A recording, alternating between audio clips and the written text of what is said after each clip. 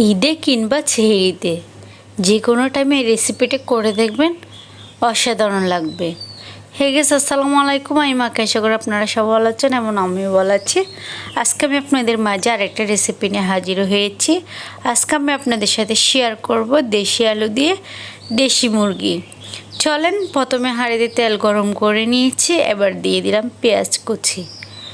পেঁয়াজ কুচিগুলো একটু নেড়ে ছেড়ে ভেজে নিব, ব্রাউন কালার করে নিব। ব্রাউন কালার হওয়ার পরে এর মধ্যে অ্যাড করে দিব আমি আপনার পেঁয়াজ পাতা। একটু নেড়ে ছেড়ে নিচ্ছি, দিয়ে দিলাম পেঁয়াজ পাতা। যেটাই বরাবরের মতো বললি, পেঁয়াজ পাতা অন্য সিজন নাও থাকতে পারে, তখন না দিলেও চলবে। দিয়ে দিলাম টমেটো দিয়ে আর একটু নেড়ে ছেড়ে নিচ্ছি। দিয়ে দিলাম কাঁচামরিচ ফালি করা, জালটা যে যে অনুযায়ী খায় সে অনুযায়ী দিন। এবার দিয়ে দিব কেটে ধুয়ে পরিষ্কার করে রাখা চিকেন। এটা আমি দেশি চিকেন নিয়েছি, দেশি মুরগি যেটা ওটা নিয়েছি। আপনারা অন্যান্য মুরগি দিয়ে করতে পারবেন, তবে দেশি মুরগি দিয়ে দেশি আলু রেসিপিটা অসাধারণ। সো আমি এবার দেশি মুরগিটা দিয়ে দিলাম, দিয়ে একটু এই তেলের মধ্যে ভালোভাবে নেড়ে ছেড়ে নিচ্ছি। নেওয়ার পরে আপনার দিয়ে দিব এখানে রসুন বাটা পরিমাণ মতো, দিয়ে দিলাম জিরা বাটা, দিয়ে দিলাম আপনার যে মশলাটা একদম বেশি গুরুত্বপূর্ণ, সেটা হচ্ছে আপনার এখানে আপনার এই জায়ফল, গোলমরিচ, দারচিনি সবগুলো মিক্স করে বেটে নিয়েছি। এবং দিয়ে দিলাম মরিচের গুঁড়ি, হলুদের গুঁড়ি।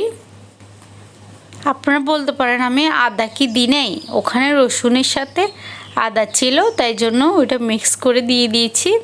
এবং দিয়ে দিলাম গরম মশলা, দিয়ে দিব পরিমাণ মতো লবণ, যতটুকু প্রয়োজন লাগে ততটুকু প্রয়োজনে দিয়েছি। এবার একটু নেড়ে ছেড়ে নিচ্ছি। এবার এ পর্যায়ে এসে দেখেন দিয়ে দিলাম গাজর এবং দিয়ে দিলাম দেশি আলু, যেটা ছোট ছোট। আমি দেশি আলুর খোসাটা ফেলে নেই, আমি খোসা সহ নিয়েছি। আপনারা চাইলে ফেলে দিতে পারেন, তবে খোসা সহ রান্না করলে অন্যরকম একটা টেস্ট হয়। সো এক এক জিনিসে এক এক মজা, এক এক রকম করে এক এক পদ্ধতিতে রান্না করতে পারলে জিনিসটার অরিজিনাল একদম আপনার টেস্ট আসবে। দেখেন এখনই কি অবস্থা হয়ে গেছে, দুর্দান্ত কালার চলে এসেছে। একটু আমি কষিয়ে নিচ্ছি আপনার তেলের মধ্যে। এবার দিয়ে দিব পানি দিয়ে এবার কয়েক মিনিট বলতে আপনার 15-16 মিনিটের মতো, কারণ এখানে আমি অলরেডি 10 মিনিটের মতো কষিয়ে নিচ্ছি। দেখেন এবার একটু ভালোভাবে নেড়ে ছেড়ে দিচ্ছি, কারণ নেড়ে ছেড়ে দিলে আপনার মশলাটা ভালো পর্যায়ভাবে প্রতিটা মাংসে পচে যাবে। সো আপনাদেরকে যেটা বলতেছি, আপনারা আলুটাকে একটু না ছিলে নেওয়ার জন্য চেষ্টা করবেন, তবে ছিলে নিলেও মজা, তবে খোসা না ফেলে দিলে এটা আপনার দেশি আলুর দেশি একটা স্বাদ, যেটা ছোট আলুর মধ্যে আলাদা একটা ভালো লাগে। সো দেখলেন তো কত শর্টকাট, একদম ইজিলি রেসিপি, বাসার যে কোনো উপকরণ দিয়ে তৈরি করেছি। এখানে কোনো বাহিরের ঝামেলা নাই মশলার। সো আপনারা ঈদের দিন সকালেও রেসিপিটা করতে পারবেন, এমনকি সেহরিতে করে রাখার জন্য রাতকে সেহরিতে করে রাখলে খেতে পারবেন। তো সবাই আমাকে কমেন্ট বক্সে জানাবেন রেসিপিটা কেমন লেগেছে। আর একটু রোজার ব্যস্ততার কারণে কোনো রকমের আপনার ভিডিও দিতে আপলোড করতে পারতেছি না।